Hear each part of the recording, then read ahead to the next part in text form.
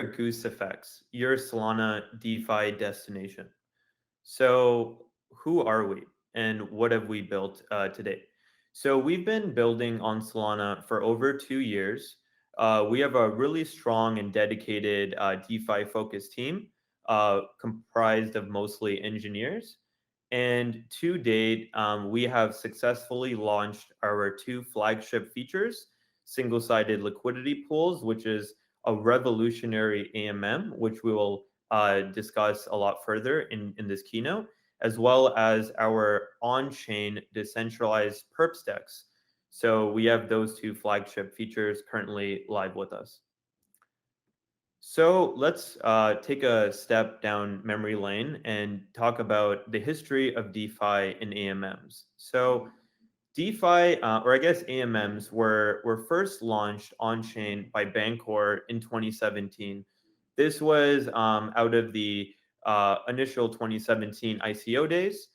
Bancor first launched their AMM, which utilized the famous constant pricing function, X times Y equals K, where X and Y are the tokens A and B, and K is a constant function that both of those assets will maintain. So this was revolutionary for a multitude of reasons, but the main reasons were that it was an ability for users to swap tokens in a decentralized manner without the use of an order book or any sophisticated parties. And users were effectively able to swap tokens based on a smart contract. So this was, of course, really amazing and a great feat to be able to do on chain. So later, AMMs were popularized by Uniswap. They, allowed the ability to add permissionless pools, which greatly bolstered the amount of tokens on AMMs. This then led to the DeFi summer and yield farming craze of 2019 and 2020 when a lot of users were discovering AMMs, which was great. You were able to provide liquidity and earn a portion of the trading fees. However, there was an issue with this, and that problem is known as impermanent loss. So, what is impermanent loss? So, impermanent loss occurs when someone is providing liquidity into a liquidity pool. Typically, they'll provide 50% of both tokens. So, in an example, if you're depositing into a Sol USDC pool, you will add equal parts Sol and USDC. Let's say right now, Sol is trading at $50 and you deposited one Sol, you would add $50 of USDC to match that liquidity. Once you've done so, users are able to interact with an AMM, perform swaps, and later you're able to withdraw your liquidity and hopefully claim some rewards as well. However, what you might notice is that the amount of tokens that you're withdrawing is not the same ratio or the same proportion of tokens that you originally deposited. And why is that? So for two reasons. One, when you originally deposited your tokens, the price of these assets will of course fluctuate over time, and thus there is a divergence in the price that occurs from when you deposited. And as I mentioned, there's a constant price function. Therefore, that as the price increases of one of the assets, it will need to rebalance and sell one of them off in order to maintain that fixed price ratio. And thus, later when you come to withdraw, you'll have a disproportionate amount of tokens from what you originally deposited, and that's obviously an issue. And this also occurs if there's someone that's able to perform either an arbitrage or they notice a discrepancy with the AMM price. So how do we actually solve this? And this also occurs due to the when you provide liquidity to a token pair, that liquidity also now has to be spread evenly from the price of zero all the way to infinity, even though the trading may occur at some specified price interval, right? So this then led to something known as concentrated liquidity. And concentrated liquidity aim to solve this issue by allowing someone to set a defined price range where they think the trading will occur and then capture the fees in that range. And this would also, benefit in terms of impermanent loss because you would not be providing liquidity outside of that range, and thus you would be able to, set a position for where you would like to trade those assets. However, as you might suggest, there are some limitations with this model as well. So for one, a user needs to actually understand price ranges. They also need to have some sort of a directional bias. But for one, they have to actively manage this position, which also takes time and is quite difficult to do effectively. So this then led us to create single-sided liquidity. So us on the team also experienced, impermanent loss through various AMMs, but we still wanted to participate in DeFi. So how could we do this? So we proposed a model where you could deposit a single token. That way, you wouldn't suffer impermanent loss by this token, fluctuating in price. You could also earn yield in that same token. Thus, you're able to actually increase your position and maintain the same market position rather than holding different tokens that you may need to swap and or sell if they're not desirable to you. So that's effectively, and the third problem was also with oracles, right? So we need to make sure that when a swap occurs, that you're able to swap at the actual true price and the fair price. And we're able to achieve this from our Oracle partners, Pyth. So Pyth has extremely reliable data that we're able to use for our single-sided liquidity pools model. So getting to it, how does single-sided liquidity actually work? Well, effectively, it functions like a traditional market maker in the sense that we create a bid and an ask spread similar to a traditional market maker. However, we're able to do this with the pool price as well as the Oracle price. So a typical AMM will trade at the pool price and not at the Oracle price. And thus, a sophisticated party is able to enter and maybe buy lower from an AMM and sell higher on a centralized exchange, thus, performing an arbitrage. And who suffers from this? Well, the LPs, of course, because the LPs are aiming to benefit from the trading fees. However, if they're constantly selling their tokens below market prices, then it's quite likely that they'll actually suffer losses greater than the fees accrued. So with single-sided liquidity, we're able to be a proactive market maker, constantly verify that the price is the fair market price, and thus our AMM is able to assume or capture that arbitrage on your behalf. So getting right to it, as a user, all you really need to do is select your pool, deposit your tokens, claim your rewards, and or withdraw. So we've simplified the process where you don't need to manage your position, keep up with token prices, etc. So that's effectively what is unique about SSL and what we've been able to create here. And it's revolutionary in the sense that you no longer need to worry about all of these, these market risks. However, there are still some risks with this model as well.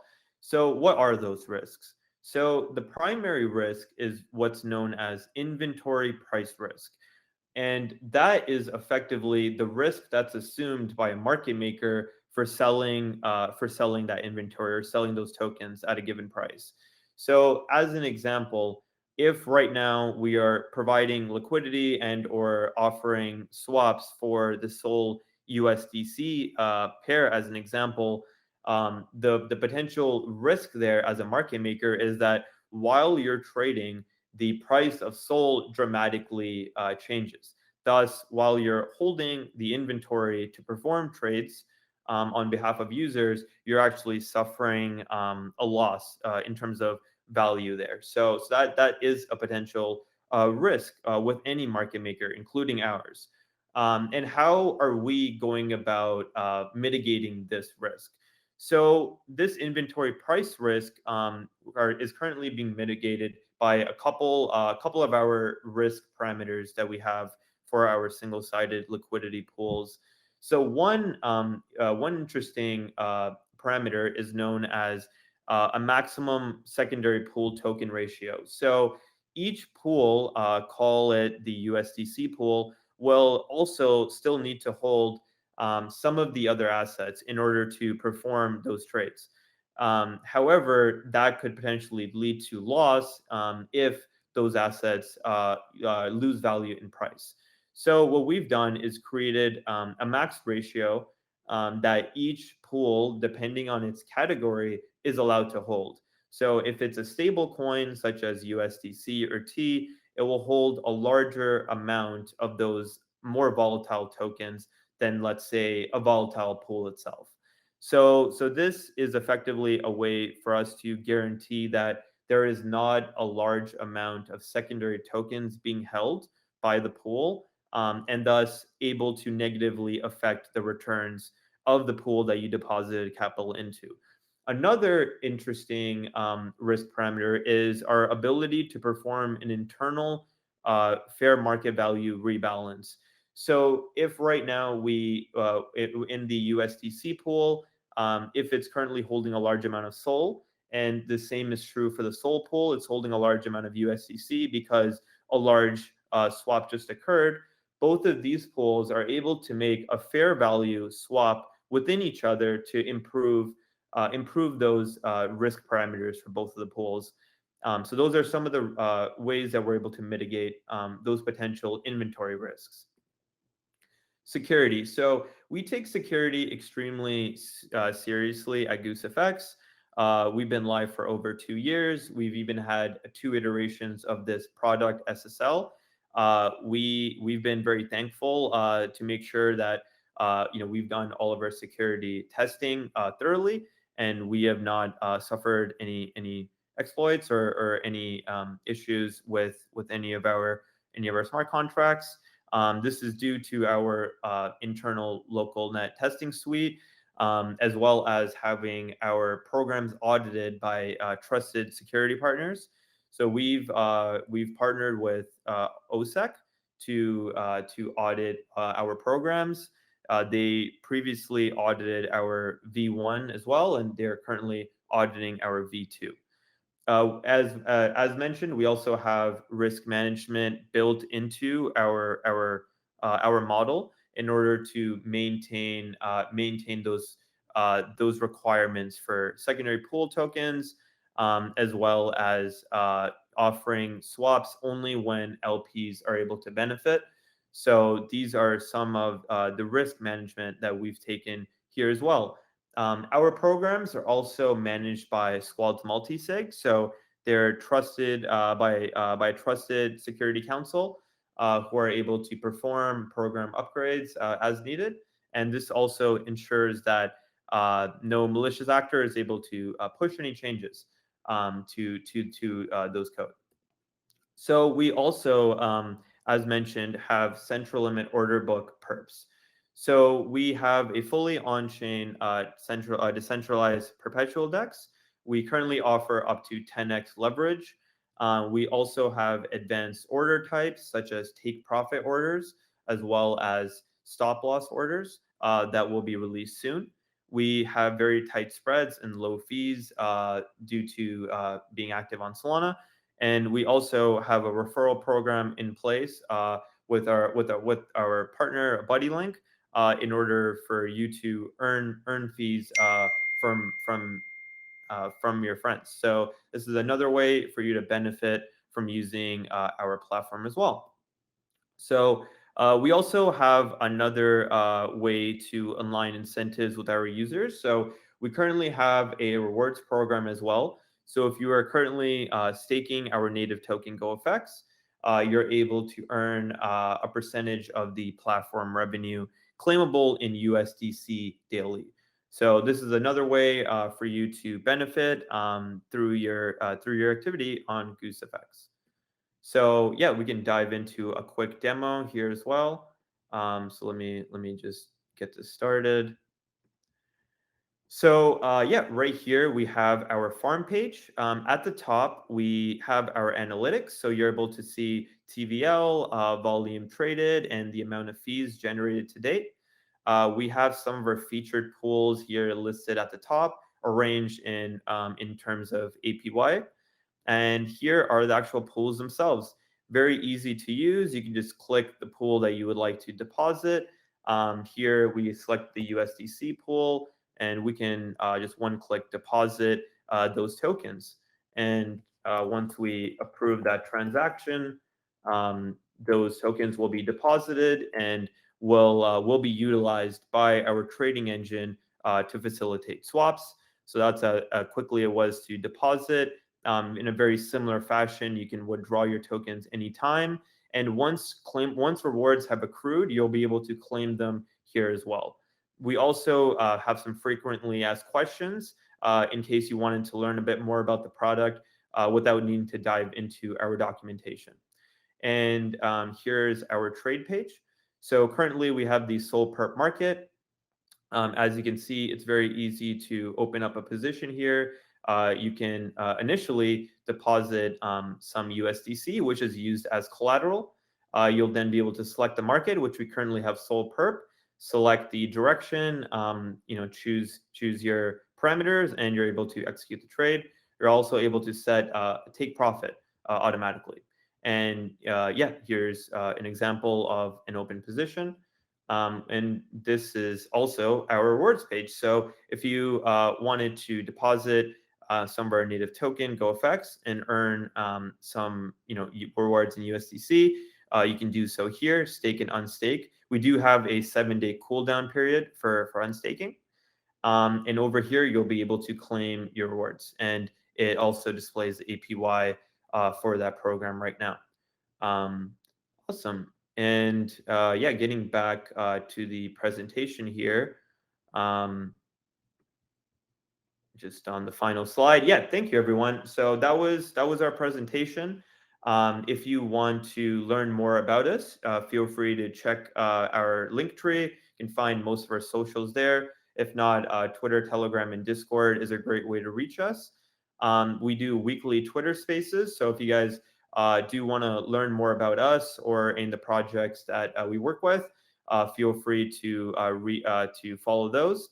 We also have weekly town halls in our Discord. So if you guys had specific questions, you can always reach out to us there as well. But other than that, thanks everyone for listening to our presentation. Again, we're GooseFX, and yeah, happy to answer any questions. Thank you.